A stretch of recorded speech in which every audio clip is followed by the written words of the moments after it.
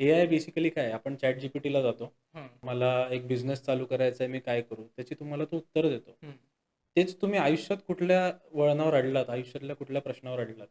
मी लिहून देतो तुकाराम महाराजांनी, एकनाथ महाराजांनी किंवा अख्ख्या संत साहित्यात. तुमची 10 उत्तरं मिळतील त्या प्रश्नाची. ओके. त्यामुळे आमच्यासाठी तेच एआय. माझे क्लायंट आहेत. त्यांच्या केबिनमध्ये गेल्यानंतर त्यांनी एक बोर्ड लावलाय. हं. तिकडे असं लिहिलंय, "if you don't come with the solution, then you are the problem." Okay. साधी गोष्ट आहे. माझ्या बिझनेसचा टर्नओव्हर 100 करोड होत नाहीये. याला हं. कारणीभूत कोण आहे? स्वतःच असणार आहे. ऑब्व्हियसली. जर मी 100 करोडचं स्वप्न बघत नाहीये, मी 100 करोडसाठी मेहनत करत नाहीये, तर कारणीभूत कोण झाला? तसं भगवद्गीतेत एक खूप सुंदर श्लोक आहे, "नहि ज्ञानेन सदृशं पवित्रं ह्य विद्यते." लोकमान्य टिळकांच्या आयुष्याचं ब्रीदवाक्यच हेच होतं, की ज्ञानापेक्षा श्रेष्ठ दुसरं काही नाही. हं. तुम्ही कितीही दान करा, पण त्याच्यात सर्वश्रेष्ठ हे ज्ञानदान आहे. हां. जर आपली फायनान्शियल कंडिशन खूपच चांगली आहे, 4-5 गरीब मुलांचं शिक्षण स्पॉन्सर करायला काही हरकत नाहीये. करेक्ट. चांगलं काम करा आयुष्यात. एकदा एक मुलगा विहिरीत पडतो आणि तो भक्त असतो देवाचा, एकदम आस्तिक असतो. तो प्रार्थना करतो, की मला वरती घे, मला वरती हं. घे, मला काढ या विहिरीतून बाहेर. तर तिथून एक माणूस जात असतो. तो बोलतो, "मी तुला हात देतो, वरती ये." "नाही, मला देव वाचवणार." ठीक आहे, तो माणूस गेला. दुसरा माणूस आला. म्हणे, "अरे, तुला मी एक कपडा देतो, तू वरती ये." "नाही, नाही, मला देव वाचवणार." असं करून तो अखंड प्रार्थना करतो. तिसरा माणूस येतो. मग "अरे, तुला शिडी देतो, वरती ये." "नाही, मला देव वाचवणार." नाही, तो मेला तो. वरती गेल्यानंतर त्याने देवाला विचारलं, "मी तुझा एवढा निस्सिम भक्त, तुझ्यासाठी उपवास, तपास सगळे केले. मला वाचवायला का नाही आलास?" हं. देव बोलला, "मध्यंतरी माझ्या एका व्हिडिओवरून भयानक कॉन्ट्रोव्हर्सी." म्हणजे मी काय सांगतो, अभंगांचे अर्थ सांगतो ना. हां. मला त्याच्यावरनं मारण्याच्या धमक्या आल्या. ओह! कारण तो एक अभंग इतका लागला, इतका लागला, अंधश्रद्धेवर आहे. बघा नॉर्मली बघतो की स्त्रियांना महिन्याचे 4 दिवस बाजूला बसावं लागतं. मग त्या दिवशी पण दिवा लावला जात नाही. 100% घरामध्ये तरी मला हं. असं वाटतं. मग त्यासाठी तुम्ही काय सांगाल?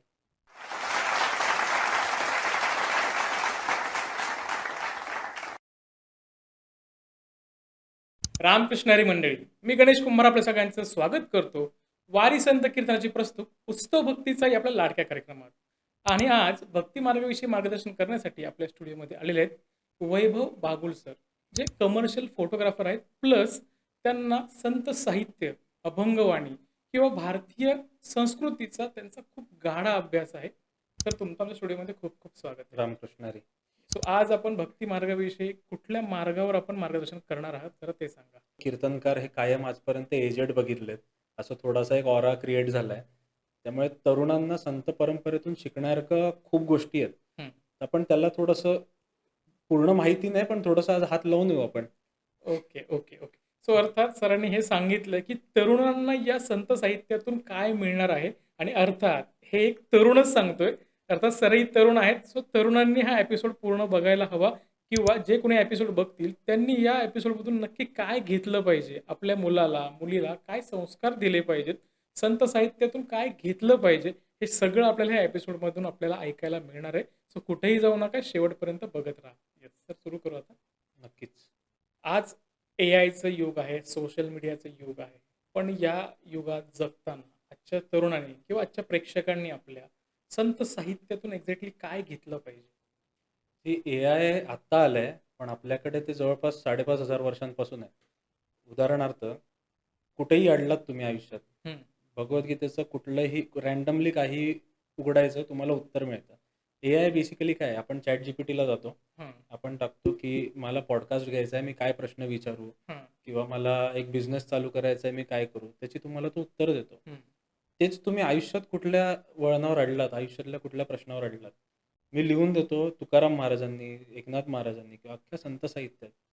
तुमची 10 उत्तरं मिळतील त्या प्रश्नाची. ओके. त्यामुळे आमच्यासाठी तेच एआय.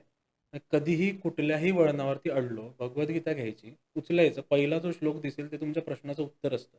ओह! हे मी गॅरंटीड सांगतो. जे माझ्या गुरूंमुळे माझे गुरुजी दास गदाधर दास, त्यांच्याकडनं मी भगवद्गीता शिकलो आणि मग ती तरुणांपर्यंत पोहोचवायचं कार्य केलं. जवळपास आता 250 विद्यार्थी झाले. आत्तापर्यंत प्रत्येकाचा हाच रिव्ह्यू आहे, की सर हे एक्झॅक्टली तसंच होतं. ओके. त्यामुळे तो एआय जसं तो एक मध्ये मीम पण आली होती, की Google मॅप इतर रस्ता दाखवतो आणि तो हं. टिळा आहे विठ्ठलाचा. तो आयुष्याचा मार्ग दाखवतो. ते बऱ्यापैकी सिमिलर आहे ते. त्यामुळे एआय बाकी आपल्या इंडस्ट्रीमध्ये वगैरे ठीक आहे.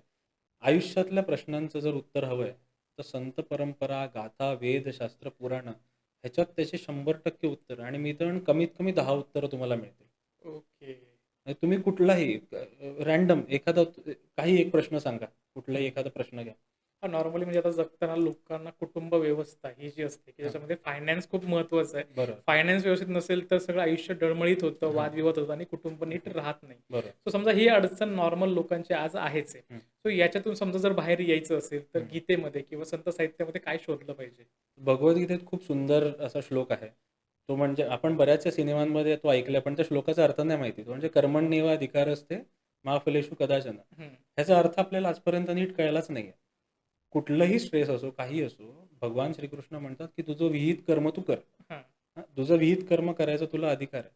ह्याच्यात ज्यावेळेला एक दृष्टिकोन असा येतो, की आज माझ्या आयुष्यात जे दुःख आहे, हं, ते कुठेतरी माझं प्रारब्धाचं आहे. हां, त्याच्यानंतर ना तो आता तुम्ही कसं रिएक्शन दिलं हां, बरोबर. मला जर असं वाटलं, भगवान श्रीकृष्णाच्या आईला त्याने जर नाही सोडलं, पाप पाप आणि पुण्याच्या ह्याच्यातून, म्हणजे बालकं गेलीच ना, कारण हां. मागच्या जन्मातली गोष्ट आहे ती. प्रत्येकाला प्रारब्ध चुकवायचंच आहे. हा जेव्हा दृष्टिकोन बदलतो, आपले सगळे प्रॉब्लेम्स नॉर्मल होऊन जातात. हो. जेव्हा अर्जुन सुद्धा तिकडे रडत होता, की माझं असं आहे, तसं आहे. श्रीकृष्णाने त्याला मोठं चित्र दाखवलं आणि "अरे जग बघ, काय चाललंय बघ आणि तुझा प्रॉब्लेम बघ." हो. तर हे म्हटलं ना, तुम्ही रँडम कुठलाही प्रश्न घ्या, त्याचं उत्तर आपल्या शास्त्रात आहे. हो. जसं संत जनाबाईंचा एक अभंग तर पूर्ण संसाराभोवती फिरतो. तो म्हणजे "सुंदर माझे जाते गं." बऱ्याच लोकांना प्रश्न असतो, की परमार्थ करावा आपण संसार. जनाबाई सांगते ना, "सुंदर माझे जाते गं, फिरते भोवत." संसाराचा गाडा जात्यासारखा फिरतोय. हं. सासू आणि सासरा, धीर तो तिसरा. ते सगळ्यांना खायला घातलं, पीठ मळून ठेवलं, सगळं केलं. "तू ये रे बा विठ्ठला. चल मी सगळं कार्य केलं, मी तुझं नाव घेतलं, आता तू ये." ओके. त्यामुळे असं कुठेही नाहीये, की आपल्याला कुठला आपल्या आयुष्यातला प्रश्न अडलाय आणि त्याचं उत्तर संतांकडे नाहीये, असं काही नाही. पण आत्ता तुम्ही जे म्हणालात, की जसं हं, मी त्याच्यावरती मी रिएक्शन दिली, की मी मानतो, की हं, आपलं आत्ता जे होणाऱ्या अडचणी आहेत, ते हं. आपल्या मागच्या जन्माचं काहीतरी कर्म असतं, ते आपण बरोबर. फेडायला आलोय. हं, पण बऱ्यापैकी लोकं हे डिनाय करतात. लोकं हं, ॲक्सेप्ट करत नाहीत आणि आपण कुठेतरी चुकतोय, कुठेतरी भरकटतोय, या एका चक्रामध्ये अडकून जातात. हं. पण जर आपल्याला त्यांना समजवायचं, की तुम्हाला आलेले जे भोग आहेत आता, ते मागच्या जन्माचे काहीतरी कर्म आहेत. सो हे कसं समजावू शकतो? आपण आता आध्यात्मिक सोडून देऊ, कारण हं, आध्यात्मिक अर्थ आपण सांगितला. हं, ह्याचा भौतिक अर्थ काय होईल? तर माझे क्लायंट आहेत. त्यांच्या केबिनमध्ये गेल्यानंतर त्यांनी एक बोर्ड लावलाय. हं.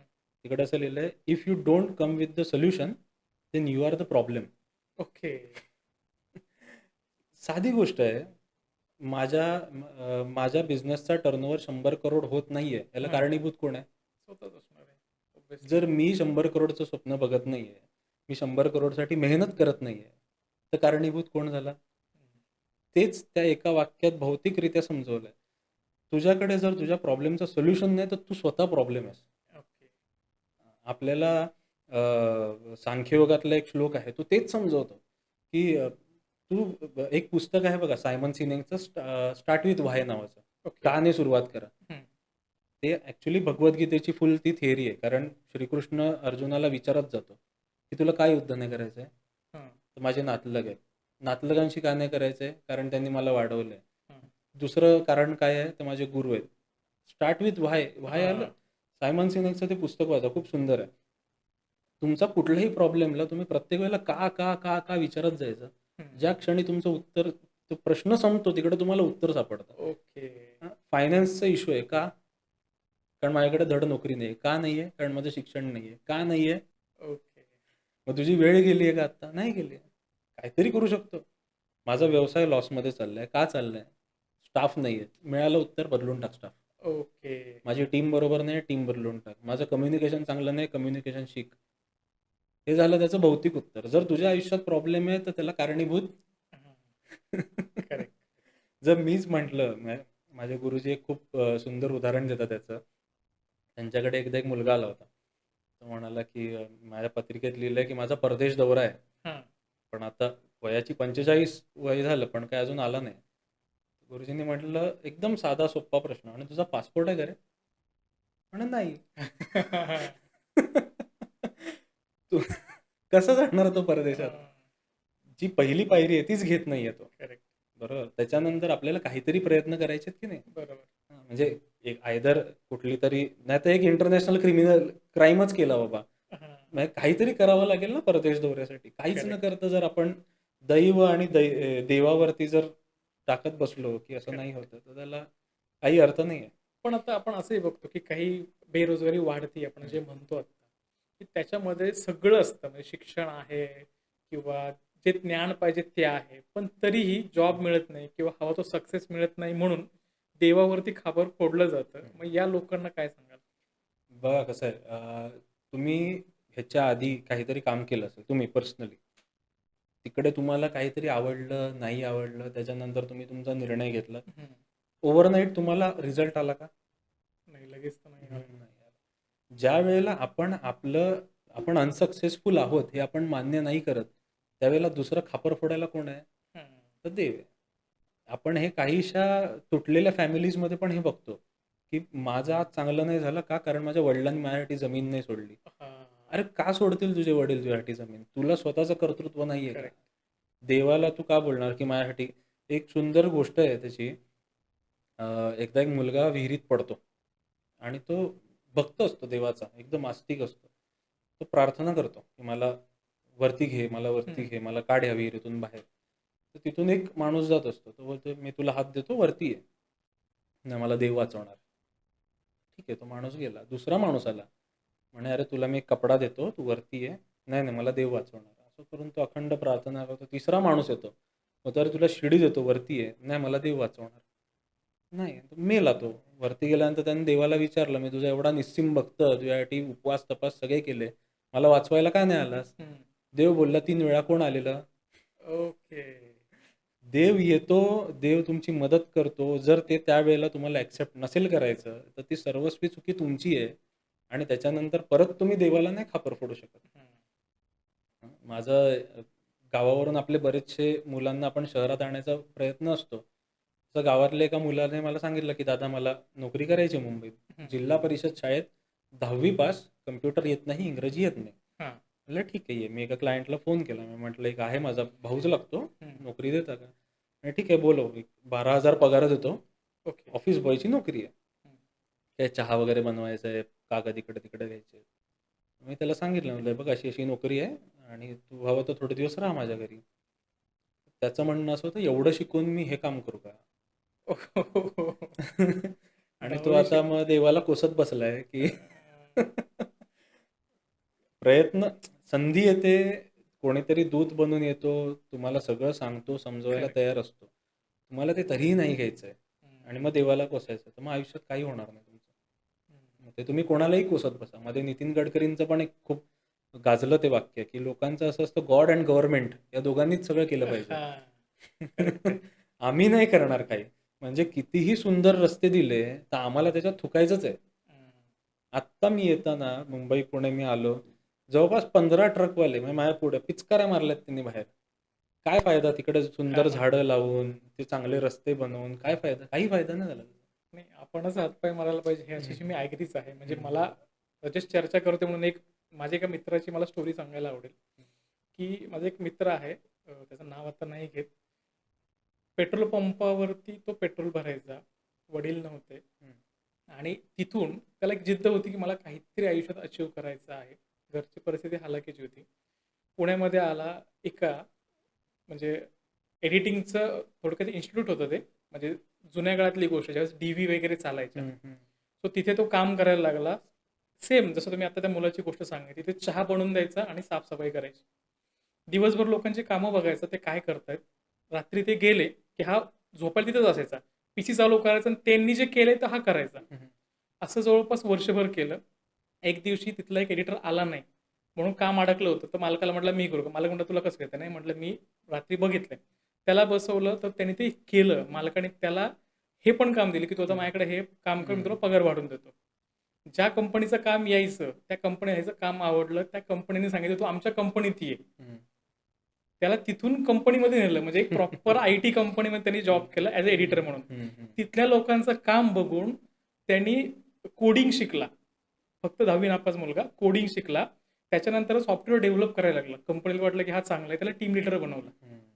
आणि आज तो लाखो रुपये पगार घेतोय आणि त्याची आज सिच्युएशन अशी आहे, की जे इंजिनिअरिंग लोकं येतात ना, म्हणजे समजा आय-टी केलेलं असेल, हं, हं. कॉम्प्युटर इंजिनिअरिंग केलं असेल आय-टीमध्ये, ती जी मुलं येतात त्यांचे हा इंटरव्ह्यू घेतो. वाह! म्हणजे पेट्रोल पंपावरती काम हं. करणारा एक मुलगा आज आय-टी कंपनीमध्ये एक पर्टिक्युलर वेल नोन पोझिशनवरती पोहोचलाय, लाखो रुपये पगार घेतोय. फक्त ह्या जिद्दीमुळं मी काहीतरी करू शकतो. साधं सरळ आहे. मेहनतीला दुसरा पर्याय नाहीये. तुम्ही कितीही खूप मेहनत करा, तुम्ही तेवढं पुढे जाणार. स्मार्ट वर्क, हार्ड वर्क ह्याच्यावर माझा काही विश्वास नाहीये. करेक्ट, तुम्हाला मेहनतच करायची आहे, तर तुम्ही स्मार्ट वर्क करा, हार्ड वर्क करा किंवा नो वर्क करा. करेक्ट. तर तुम्हाला जर ती मेहनत घ्यायची नसेल, तर मग काही काही नाही होऊ शकत त्या माणसाचं. आपल्याकडे मला वाटतं हीच म्हण प्रचलित आहे, हं, की ते काम माझ्या लायकीचं नाहीये हं, किंवा मी एवढंसच काम का करायचं? हं, मी शिक्षण एवढं केलंय, तर मला त्याच लेव्हलचं काम मिळालं पाहिजे. पण हं. स्टार्टिंग शून्यातून करायची असते हे आपण ते विसरतो. माहिती नाही कोणाला. येस. सो आता पुढे जाऊयात. स्वतः आपण मुलं किंवा एकंदर जॉब याविषयीच बोलतोय. पण नॉर्मली आपण रोजच्या जीवनात जगताना संत साहित्य कसं अंगीकारलं पाहिजे, जेणेकरून जसं पॉझिटिव्ह वाइब्स आल्या पाहिजेत, आपण आनंदी राहिलो पाहिजे यासाठी? की दुसऱ्याशी चांगलं बोलावं, गॉसिप्स करू नये, नशा करू नये, अ, व्यभिचार करू नये, परस्त्री, परपुरुष व्यभिचार करू नये हं, आणि प्रत्येकाशी एक करुणेने वागावं. या 4-5 गोष्टी बेसिक आहेत कुठल्याही पंथातल्या. हे जरी वागलो ना आपण हां. देव स्वतः येईल आपल्याला नंतर न्यायला. काय जातं कोणाशी चांगलं बोलायला? करेक्ट. खरं. ते शैलेश लोढा नावाचे एक कवी आहेत.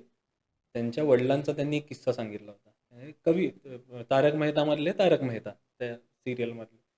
तर त्यांच्या वडिलांच्या ट्रेनच्या सीटवर एकदा कोणीतरी दुसरा माणूस येऊन बसला. ओके. तर त्यांनी ते आले बघितलं. तर म्हणे, "अरे नमस्कार, क्या नाम है आपका?" तो ना, "बनवारी नाम है." हं. "अच्छा, आपके पिताजी का नाम?" "आकाश है." "तो बनवारी लाल जी, आकाश जी ये सीट आपके लिए छोड़ के नहीं गए थे." असं हो, काय हो, हो. आणि ते खूप ह्युमरसली गेलं एकदम. हां. इतर वेळेला आपण रागात काय बोलतो, "ठेवली आहे का तुझ्या?" हां. करेक्ट. कोणाशीही चांगलं बोलायला ₹1 नाही लागत. हं, चांगलं वागायला काही नाही लागत. चांगलं वागायचं नसेल निदान वाईट तरी वागू नये. आमचे गुरुजी सांगतात, की आपण एखाद्या ठिकाणी गेलो, हं. तिथल्या लोकांना आपल्या येण्यामुळे आनंद नाही झाला तरी चालेल, पण दुःख नाही झालं पाहिजे, की कशाला करेक्ट. आला हा? हां. ही एक गोष्ट झाली. दुसरं नशा. नशा करणं बरीचशी घरं उद्ध्वस्त झालेली बघितली. हं.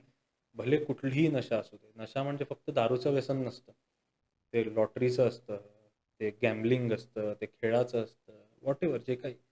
घरच्या घरं उद्ध्वस्त झालेली बघितलीत. ते नाही करायचं. जसं भगवद्गीतेत एक खूप सुंदर श्लोक आहे. "नहि ज्ञानेन सदृशं पवित्रम्य विद्यते." लोकमान्य टिळकांच्या आयुष्याचं ब्रीदवाक्यच येत होतं, की ज्ञानापेक्षा श्रेष्ठ दुसरं काही नाही. हं. तुम्ही कितीही दान करा, पण त्याच्यात सर्वश्रेष्ठ हे ज्ञानदान आहे. हां. जर आपली फायनान्शियल कंडिशन खूपच चांगली आहे, 4-5 गरीब मुलांचं शिक्षण स्पॉन्सर करायला काही हरकत नाहीये. करेक्ट. चांगलं काम करा आयुष्यात. हं. मी एका ठिकाणी एक पुस्तक आहे खूप सुंदर. Who will cry when you die नावाचं.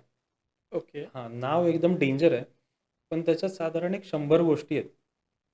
तुम्ही मेल्यानंतर कोण रडणार आणि का रडणार? याचं उत्तर ना तुम्हाला आज सुरू करायचं आहे. ओह! तुम्ही एक प्लॅन्ड फ्युनरल नावाची एक थिअरी आहे. हां. माय प्लॅन्ड फ्युनरल.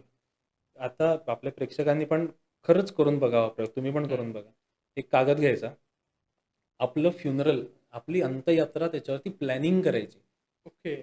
तर मी काय केलंय, मी म्हटलं माझ्या अंत्ययात्रेला बाबा 1000 लोकं पाहिजेत हां. आणि त्याच्यातला कोणीही रडताना नाही पाहिजे. ओके. का? कारण माझे सगळे अवयव दान केलेले आहेत. माझे सगळे ऑर्गन दान केलेले आहेत. सगळे ओह! आनंदी पाहिजे. त्याच्यानंतर ती लोकं माझ्याबद्दल तिथे काय बोलतायत?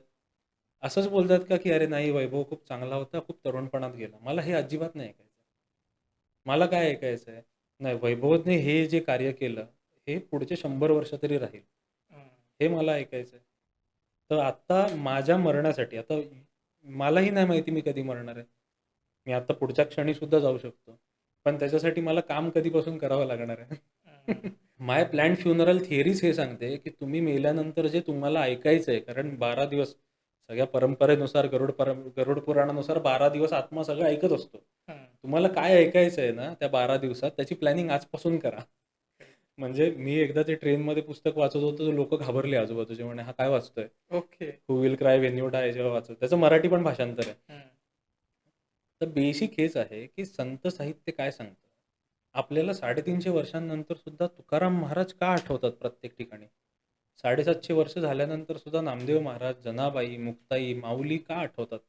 कारण त्यांनी तेव्हा जे लिहून ठेवलं ते आजही तितकं ऍप्ट आहे, तितकंच. म्हणजे मध्यंतरी माझ्या एका व्हिडिओवरून भयानक कॉन्ट्रोवर्सी, म्हणजे मी काय सांगतो, अभंगांचे अर्थ सांगतो ना, हां. मला त्याच्यावरनं मारण्याच्या धमक्या आल्या. ओह! कारण तो एक अभंग इतका लागला, अंधश्रद्धेवर आहे. हं. आणि आपण त्या Instagramवर ते व्हिडिओ बघत पण असू. तुकाराम महाराजांनी इतकं खतरनाक ओळखलंय, अंगामध्ये देव येतो असं काही हं. लोकांचं म्हणणं आहे. हां. त्यांनी त्यांच्या घरामध्ये देवारे बनवलेत, देवळं केली आहेत आणि ते लोकांकडनं दक्षिणा घेतात. आणि एक खूप गोड शब्द वापरतात, की आम्ही दक्षिणा नाही घेत. आम्ही तिथे जो एक दागिना असतो, तो फक्त नाममात्र घेतो. तो ओके. दागिना 2 तोळ्याचा आहे. ओह! तुकारामांनी हे आधीच ओळखलंय.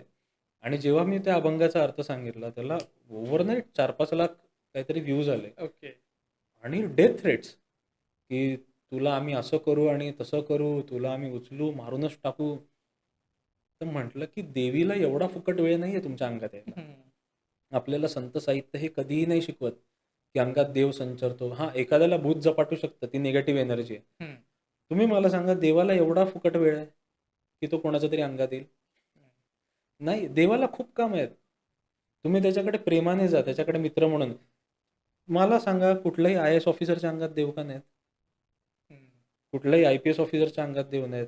मी इतकी वर्ष वारी करतोय, माझ्या गळ्यात माळ आहे, माझ्या अंगात नाही आला अजून. तुमच्या स्वप्नात तरी ओके. जो माणूस तंबाखू खातोय, मशिरी चोळतोय, त्याच्या अंगात देव काय येईल? संत परंपरा हे कधीच नाही. संतांनी आपल्याला सांगितलं, की अंधश्रद्धेपासून दूर राहा. हं. काहीही असू दे. हां, निगेटिव्ह एनर्जीज असतात. तुम्ही गावखेड्यामध्ये गेलात, तिकडे जागेवाला असतो, त्या गोष्टी सगळ्या आहेत. पण त्याचं जर अंधश्रद्धा होत असेल, तर ती खूप चुकीची गोष्ट आहे. तर मी स्वतः हं. कोकणातला आहे आणि आमच्या हो. कोकणातल्या लोकांना आमच्याकडे लिंबू किंवा नारळ दिसला, की समोरचा घाबरतो. हो. चोखामेळांचा अभंग, "अबीर गुलाल उधळी तरंग, नाथा घरी नाचे माझा सखा पांडुरंग." बरोबर. म्हणजे आम्ही जेव्हा अ, वाखरीला जातो, त्यावेळेला तो अभंग असा गुणगुणत असतो, की विठ्ठल येतोय आम्हाला वाखरीला न्यायला. त्यावेळेला तो हो. देवळात नसतो, असं काही लोकांचं म्हणणं आहे, की तो ओके. तिकडे येतो, तो नाचतो आणि सगळ्यांना घेऊन जातो. सगळे संत तिकडे थांबलेले असतात. देव येतो आणि तो घेऊन जातो. ते अंगात आलेलं बघा. हं. आणि त्या देवाला काही नाही लागत. ना दागिना लागत, ना कुठल्या माळा लागत, ना अमाप खर्च लागत. कुठल्याही हरिपाठात जा, रामकृष्ण हरी म्हटल्यावरती नाचायला लागा, हं. तुमच्या अंगात देव येईल. करेक्ट. कळतंय? तर संत आपल्याला हेच शिकवतात. आपल्याला रेग्युलर आयुष्यामध्ये संत साहित्य किंवा वेद आणण्यासाठी तुम्हाला 2 तास पूजा करायची गरज नाहीये. चारुदत्त बुवा आफळे म्हणून आपले एक सुंदर हां. कीर्तनकार आहेत. ते म्हणतात, गृहिणींचं काय म्हणणं असतं, की वेळ नाहीये. हं. का वेळ नाहीये? सकाळी पोळ्या लाटताय ना, लावा रामरक्षा. हां. उलट ज्यावेळेला तुम्ही रामरक्षा ऐकत जेवण बनवाल, त्या जेवणाची चव बदलून जाईल पूर्ण. आता आमच्या घरी ते एक यंत्र आहे छोटंसं. तर जनरली लोकं ते हॉलमध्ये वगैरे लावतात. आम्ही ते हां. किचनमध्ये लावलंय. ओह! तर तिकडे कंटिन्युअसली 7-8 मंत्र आहेत त्याच्यामध्ये. तर ते दिवसाप्रमाणे एक-एक मंत्र सुरू असतो. देवाचं नाव घ्यायला किंवा ते विचार आणायला माझ्याकडे वेळ नाही. अजिबात नाही. 2 तास करेक्ट. नाही लागत. देव काय म्हणतो? भगवद्गीतेत भगवान श्रीकृष्ण काय म्हणालेत, की "तू मला प्रेमाने" प्रेमाने हा शब्द लक्षात ठेवा. प्रेमाने हं. मला तू फळ दे, फूल दे, पाणी दे, पान दे, काही दे. मी ते ॲक्सेप्ट करतो. हां. त्याला पंचपक्वान्नाची गरज नाहीये. त्याला विविध वस्त्रांची गरज नाहीये. त्याला तुम्ही एकदा दिवसातून हाक मारलीत, तो बाजूला येऊन बसतो. हं. गळ्यात तुळशीची माळ धारण केली, तो बाजूला येऊन बसतो. बस ह्याच आचरणाच्या गोष्टी आहेत. हेच आपल्याला संत परंपरा शिकवते. कुठल्या संत परंपरेत आपल्याला दिसलं, की तुकारामांनी वाईट केली एखादी गोष्ट. हं. माऊलींनी नाही, नाही हे चुकीचं केलं. असं कुठेही दिसत नाही आपल्याला. कारण त्यांनी ते आचरणात आणलं म्हणून ते संत झाले. करेक्ट. आपण संत नाही, निदान आचरण तर हां. आचरण करू शकतो. त्यामुळे गाथा वाचणं, हां, आपल्याला आवड आहे, अभ्यास करायचा आहे, करू शकतो. पण अध्यात्म पाळायचं आहे, आपल्याला चांगलं काहीतरी करायचं आहे, संतांचे विचार घ्यायचे आहेत. त्या 4-5 गोष्टी आहेत. ज्या फॉलो केल्या, तर दुसरं काही करायची गरज नाही. आता ह्याच्यातून मला एक जाणवतं, की देव हा इकडे-तिकडे शोधण्यापेक्षा माणसात शोधला पाहिजे. करेक्ट आहे. सो ही जी आयडेंटिटी आहे, की देव माणसात शोधला पाहिजे, हे आपण कसं ओळखू शकतो? एक अभंग आहे बघा, देह देवाचे मंदिर, हं. आता आत्मा परमेश्वर. परमेश्वर. काही कीर्तनकार आहेत, म्हणजे आता ह्याच्यावरनं पण कॉन्ट्रोवर्सी होऊ शकते. त्यांना टाळकऱ्यांमध्ये स्त्रिया उभे राहिलेल्या चालत नाही. हां. करेक्ट आहे. हां. तर बाबा महाराज सातारकर म्हणतात, बाईला तुम्ही जर आई म्हणून बघितलं, हं, तर सगळे प्रश्न सॉल्व्ह होतात. हां. ते काय म्हणतात, प्रत्येक बाईत तू आई बघ. हं. आई बघितली की आपोआप आपल्याला देव दिसतो. ती समोर कोण आहे, काय आहे ह्याचा फरक नाही पडत. आपला दृष्टिकोन काय आहे ना, त्याच्याने. जर मी त्या कुत्र्याला दत्तगुरूंचा श्वान म्हणून बघितलं, तर मी त्याला अजिबात हां. दगड नाही मारणार. हं. करेक्ट. भले मी कुत्र्यांना जवळ नसेन घेत, पण मी हं, त्याला दगड नाही मारत. हं, मला ते आवडत नाही किंवा मांजर जवळ घेणं आवडत नाही, पण मी त्रास नाही देणार त्यांना. हं. मी कुठल्याही माणसाला येताना टपली नाही मारणार. माझं काय वाकड आहे त्याच्याशी? करेक्ट. हां, ज्यावेळेला तो आपल्याला काहीतरी त्रास देतोय, त्यावेळेला प्रतिकार करणं हा धर्म आहे. हं, हां, तो आपला गुणधर्म आहे. काही लोकांना जी सवय असते ना, की मी उच्च, तर त्याने एवढंच फक्त इमॅजिन करावं, दुसऱ्या माणसाने तुला असं वागवलं तर? हं. माणसाला माणसासारखं ट्रीट करावं. भले त्याच्याशी चांगलं नाही वागायचं, पण वाईट नका वागू. करेक्ट. कुठल्याही माणसाला म्हणून दुखवायचं नाही. तो प्रत्येक माणूस हा देवच आहे, कुठल्याही क्षणी.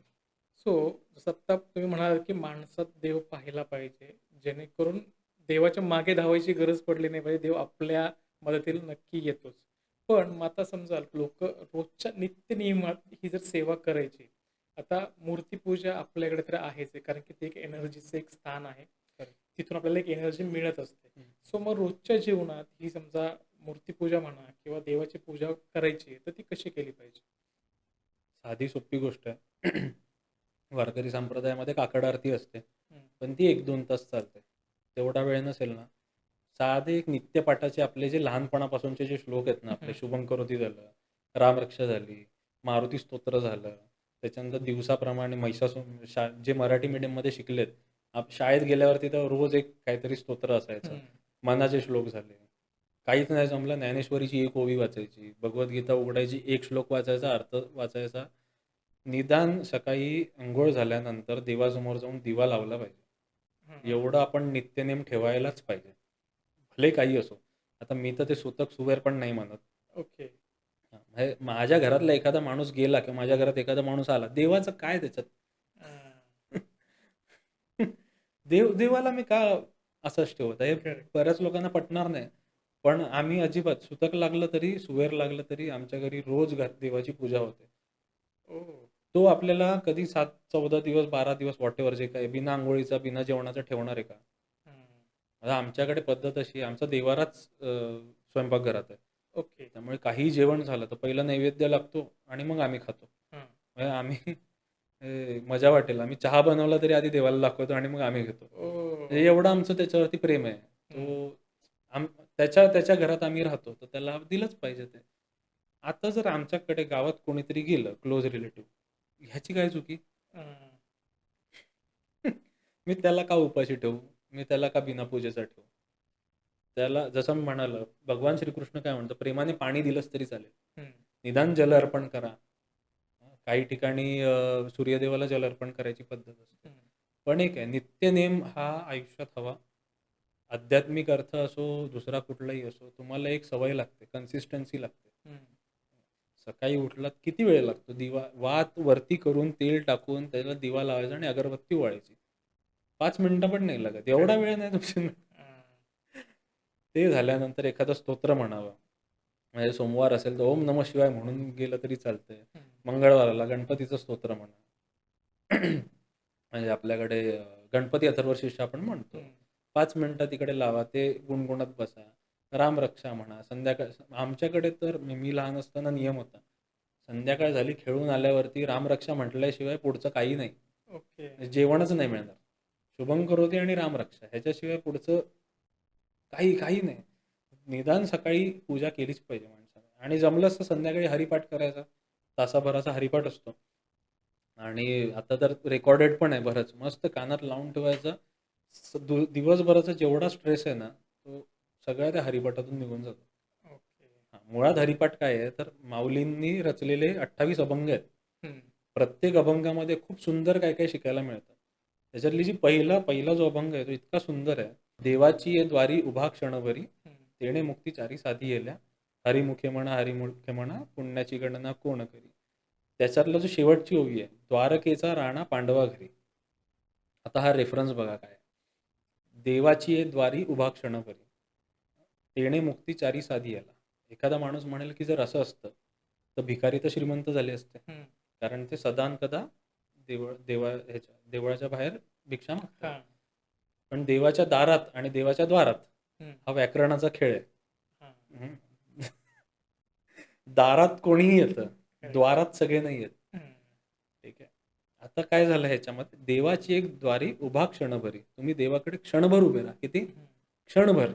त्याच्याकडे प्रेमाने बघा, त्याला आवाज द्या, त्याला पाणी अर्पण करा. काय होतं? द्वारकेचा राणा पांडवा घरी, तो तुमच्या घरी येतो. हम्म. त्याला सोनं चांदी नकोय, त्याला पंचपक्वान्न, तो फक्त प्रेमाचा भुकेलाय. हम्म. त्याला प्रेम द्या, तो तुमची पाठ कधीच नाही सोडणार. तर ही पहिली ओवी आपल्याला जर एवढं शिकवून जाते, अख्खा हरिपाठ काय शिकवून जाईल. हम्म. तर ते काय, तुम्ही एक क्षण देवाकडे बघा प्रेमाने, तो डायरेक्ट तुमच्या घरी येतो. आता आमच्या काकड आरतीमधला एक मोठा अभंग आहे. त्याच्यामध्ये कृष्ण काय काय करतो. गवळीयाचे घरी अन्य गायी वळी, हम्म. गवळ्याच्या घरी जाऊन गायी वळतो. दासीपुत्र कण्या विदुराच्या भक्षी. हम्म. जेव्हा तो दूत म्हणून गेलेला असतो कौरवांच्या इथे, तेव्हा त्याला पंचपक्वान्न असतात खायला, पण तो कुठे जातो? विदुराच्या घरी जातो. आता विदुराकडे 18 विश्व दारिद्र्य होतं, पण त्याने काय केलं, थोडीशी कणी घेतली, त्याच्यात ढिगभर पाणी घातलं आणि ते दिलं. पण हा तिकडे गेला खायला, का? कारण त्याने प्रेमाने दिलं. त्याच्यानंतर तो गोरा कुंभाराच्या घरी मडकी उचलतो. हम्म. संत जनाबाईच्या घरी शेण सारवतो. अर्जुनाच्या रथाचा सारथी होतो. हम्म. आता सारथी होण्याचा मागचा हे काय, की सारथी झाल्यानंतर, आता हे बऱ्याच जणांना माहित नाही की सारथ्य म्हणजे काय असतं नक्की. लेफ्ट राईट जायला माणूस सांगत नाही की लेफ्ट जा राईट जा, तो Correct. लात मारतो. कळलं? म्हणजे डावीकडे जायचंय तर डावा लात मारतो, डावी पाय मारतो त्याला सारथ्याला की इकडे चल. हम्म. कृष्णाने अर्जुनाच्या लाता खाल्ल्यात. ओ. तो एवढा करतो, का करतो? प्रेमाने, प्रेमामुळे. तो प्रेमाचा भुकेला आहे. मी असं म्हणत नाही की नाही एकदम 1000-2000च्या अगरबत्त्या आणा, सुगंधी तेल आणा, त्याला ते काही नको. शांतपणे पूजा करा, त्याची आठवण करा, स्मरण करा, कामाला लागा. तुम्ही आत्ता म्हणाल की स्वयंस्वतक तुम्ही पाळत नाही, पण आपल्याकडे नॉर्मली बघतो की स्त्रियांना महिन्याचे 4 दिवस बाजूला बसावं लागतं. मग त्या दिवशी पण दिवा लावला जात नाही 100% घरामध्ये तरी, मला असं वाटतं. मग त्यासाठी तुम्ही काय सांगाल? खूप आवडीचा प्रश्न विचारला तुम्ही. ह्या एका विषयावरती मी एका वुमेन्स कॉलेजमध्ये 2.5 तास लेक्चर दिलं होतं. ओके. बोललं जात नाही ह्या गोष्टी. मासिक पाळी बोलायला काय लाज वाटते मला आजपर्यंत कळलं नाही. हम्म. मासिक पाळीचा एक सिद्धांत आधी लक्षात घेऊया आपण, ज्यांना माहीत नसेल. महिन्यातले एक 4-5 दिवस असतात ज्याच्यात स्त्रीच्या शरीरातून इम्प्युअर रक्त बाहेर फेकलं जातं. त्याला आपण मासिक पाळी म्हणतो. हम्म. आता हे प्रत्येक स्त्रीला होतं आणि ह्याच्यामुळेच गर्भधारणा होते. आपण या सगळ्यामुळे जन्माला आलो. हम्म. ठीक आहे. रक्त प्रत्येकाच्या शरीरात असतं. प्रत्येकाच्या शरीरातनं इम्प्युअर रक्त बाहेर फेकलं जातं. हम्म. आता ह्याच्यात आपल्याला साधी एक जखम झाली तरी आपलं मानसिक संतुलन थोडंसं हम्म. त्या दुखण्याकडे लक्ष असतं. ह्याच्या मागचं लॉजिक आधी समजून घ्या. मासिक पाळी आलेल्या मुलीला वेगळं बसवावं. वेगळं बसवावाचा अर्थ तिला कंप्लीट आराम द्यावा. हम्म. तिने दुसरं काही, देवाजवळ जाऊ नको असं म्हटलंय का कुठे? तर नाही म्हटलंय.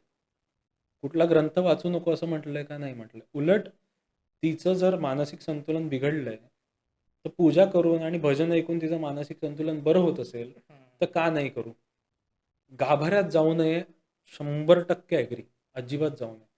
कारण गाभाऱ्यात म्हणजे कळसाच्या खाली असतो. कळसाच्या 1/3 इतकी एनर्जी असते देवळामध्ये की त्यावेळेला त्या स्त्रीला ती साजेशी नसते. ओके. हं. त्याला अजून एक उदाहरण असं आहे की असं म्हणतात की गर्भवती महिलेने महिषासुरमर्दिनी स्तोत्र म्हणू नये मोठ्याने. ओके. कारण तुम्हाला सांगतो, एकदा मोठ्याने महिषासुरमर्दिनी स्तोत्र अख्खं म्हणा, शरीर ना असं गरम झालेलं असतं. ओके. आणि गर्भवती महिलेला गरम म्हणजे कुठलीही गरम गोष्ट हानिकारक असते. हम्म. ठीक आहे. हा त्याचा वैज्ञानिक भाग झाला. तसंच आपण कितीही मानसिकदृष्ट्या खचलेले असतो, पण ज्यावेळेला देवळात जातो वातावरण कंप्लीट चेंज असतं. हं. कारण त्या कळसापासूनचा तो जो डिस्टन्स आहे ना, तो वेगळा आहे. तिकडची एनर्जी खूप वेगळी आहे. ओके. ती एनर्जी त्यावेळेला त्या मुलीला साजेशी नसते. देवळात जावं का? जावं, गाभाऱ्यात नाही जावं. ओके. अजिबात जाऊ नये गाभाऱ्यामध्ये. मी अ, कितीतरी वेळा आमचं असं होतं, आम्ही कुठेतरी दोघं जण फिरायला जातो. त्यावेळेला मासिक पाळीचा त्रास असतो, तो बाहेरून पाया पडते. ओके. गाभाऱ्यात नाही येणार. दुसरी गोष्ट ह्याच्यामध्ये, समजा घरी गणपती आहेत आणि पाळी आली. हं. मग जेवण बनवावं का नाही बनवावं? हां. आता जेवणाच्या बाबतीमध्ये कुठलीही स्त्री जेव्हा जेवण बनवते, तिचं जे मनामध्ये असतं, जे मानसिक संतुलन असतं, ते सगळं जेवणात उतरतं. ओके. हां. ठीक आहे. म्हणून तिला म्हणतात पाळीच्या दिवसात जेवण करू नकोस. का? ओके. कारण तू आधीच दमलेली आहेस, थकलेली आहेस, तुला नाही काही सुचत आहे. तू त्या ह्याच्यामध्ये गडबड नको करूस. चटका लागू शकतो, काही अनर्थ होऊ शकतो किंवा तेच डिप्रेशन सगळेजण खाऊ शकतात. ओके. सगळ्यांचं संतुलन जाऊ शकतं. हं. तू आराम कर. पण घरात गणपती आहेत, ती उत्साही आहे, मग का नाही बनवावं जेवण? ओके. तिचा आवडता पाहुणा आलाय घरामध्ये, का नाही बनवावं जेवण? हं. बनवणार. किचनमध्ये जाऊ नको. हां, पण ह्याच्यात लोणच्याला अजिबात हात नाही लावायचा.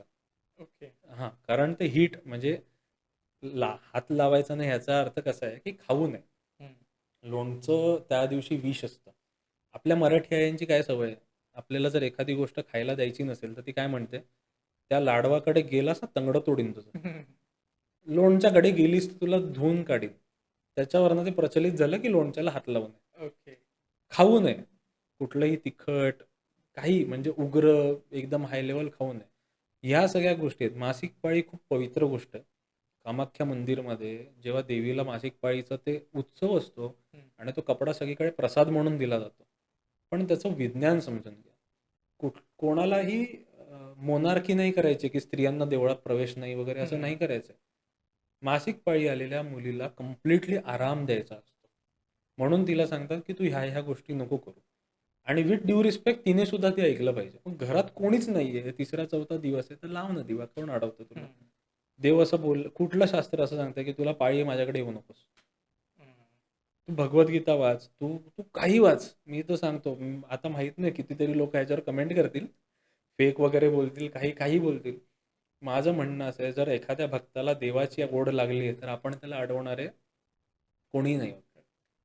कोणी आणि कुठल्याही शास्त्रामध्ये मासिक पाळीला वाईट असं बोललेलं नाहीये. हं. त्यामुळे जे त्यावेळेला मुळात काय त्या मुलीने खुश राहणं गरजेचं आहे. तिला जिकडे आनंद मिळतोय तिने खुशाल करावं. ओके. बिनधास्त करावं. हां, फक्त गाभाऱ्यात जाऊ नये.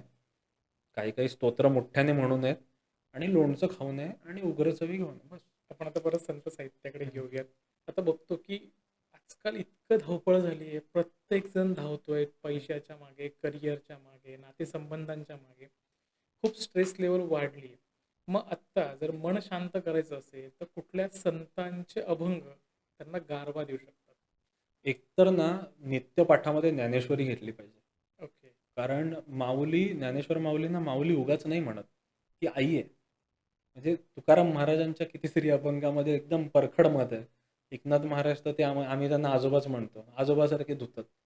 माऊली असे आहेत ना, की एकदम म्हणजे त्यांच्या विरहिणी ऐका. हं.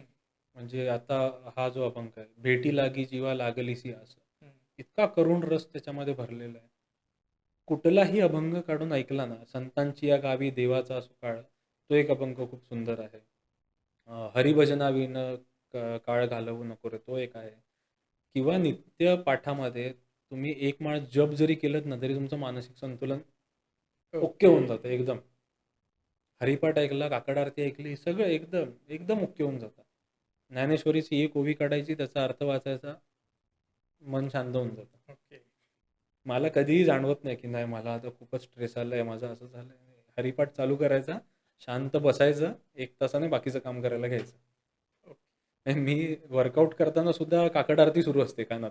ओह! कारण वर्कआउटची वेळ पहाटे म्हणजे सकाळी 6ची आहे. तर मग 6 म्हणजे काकड आरतीची वेळ. चालू दे. तर आता काय होतं, की भले आता आपल्याकडे खूप सारे पॉडकास्ट पण झाले. गेस्ट येतात, सांगतात, की बाबा समजा आत्ता आपला विषय चाललाय, की भक्ती, अध्यात्म.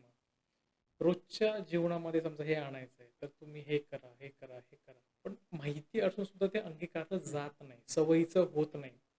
कुठेतरी डोक्यात विचार चालू असतं, ते विसरलं जातं. हं. की जसं दिवा लावणं आहे. माहिती देव्हार आहे, दिवा लावलं पाहिजे. पण दिवसभर काम सुरुवात असं होतं, की दिवा लावायचं विसरून जातो. ह्या गोष्टी होतात. मग हे समजा रुटीनमध्ये आणायचं असेल, तर याच्यासाठी आपण काय सांगू शकतो? जसं मी म्हटलं ना, if you don't come with the solution ह्याला तुम्ही आता कितीतरी बिझनेस कोचेस आहेत ना, हं, ते 10-10 लाख रुपये फीस घेतात हं, आणि काय सांगतात, म्हणजे मी गमतीत जे सेल्स शिकवतात ना, सेल्स. हं, एकनाथ महाराजांचा खूप सुंदर अभंग आहे. हं. अख्खं सेल्स शिकवतो मी तुम्हाला. ओके. ठीक आहे. एकनाथांचा अभंग आहे. "काय नपुंसका पद्मिनीचे सोहळे, हं. वांजेसी डोहाळे कैसे होती." ओके. अख्खं सेल्स सांगतो मी हं, तुम्हाला. काय म्हणतात महाराज? "काय नपुंसका पद्मिनीचे सोहळे." हं, नपुंसकासमोर सुंदर स्त्री आली, पद्मिनी आली. त्याला फरक पडणार आहे? हं. टार्गेट ऑडियन्स डिफाईन करा. तुमचा सेल्स करेक्ट. चांगला म्हणा. हां. वांजेसी डोहाळे कैसे होती? वांजेला डोहाळे होणार नाहीयेत, तर हं, तू तिला चिंच, लोणचं, कोकम हे सगळं नको विकू. हं. कोणाला विकायचंय? जिला डोहाळे लागतील तिला. करेक्ट.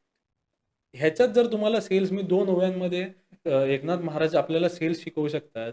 तर अख्खं जर तुम्ही संत साहित्य काढलं, तर आपल्याला खूप काही शिकायला आहे. हं, प्रॉब्लेम काय आहे, ₹10 लाख रुपये भरून सुद्धा ते आपल्याला रुटीनमध्ये नाही आणायचंय. हां. आणि मग मग काय सगळं व्यर्थ आहे ना. करेक्ट. आपल्याला ती गोष्ट रुटीन 7 दिवस 7 का 21 दिवसाची काहीतरी ती थिअरी आहे, हं, की ते तुम्ही रोज केलत तर ती तुम्हाला आयुष्यभराची सवय लागते. हं, पण तो नित्य नियम ना, काय होतं आपण सकाळच आपली गिव्ह चालू करतो. हं. अलार्म वाजल्यावरती आपण काय करतो? बंद करतो. बंद नाही करत. पॉज कर आपण थांबूया. त्याला स्नूज करतो, तर 10 करेक्ट. मिनिटांनी 10 परत मिनिटांनी. वाजतो. हां, करेक्ट. हे दिवसातलं पहिलीच गोष्ट तुम्ही गिव्ह केली. हां. तुमचा पुढचा दिवस तसाच जाणार.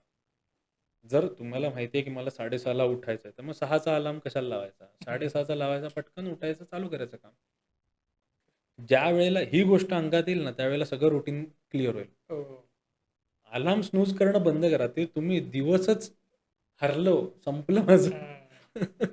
हे आर्मीच्या ट्रेनिंगमध्ये जेव्हा ड्रिल होतात, 30 सेकंद असतात हार्डली तयार व्हायला. त्या 30 सेकंदात तयार नाही झालं, यू आर आउट. हो. कारण शत्रू आल्यानंतर तो बोलणार नाही, की "अरे बाबा, आत्ता हा वॉशरूमवरून आलाय, जाऊ दे, हं. तयार होऊ दे. हा रात्री उशिरा झोपलाय." नाही, अजिबात नाही.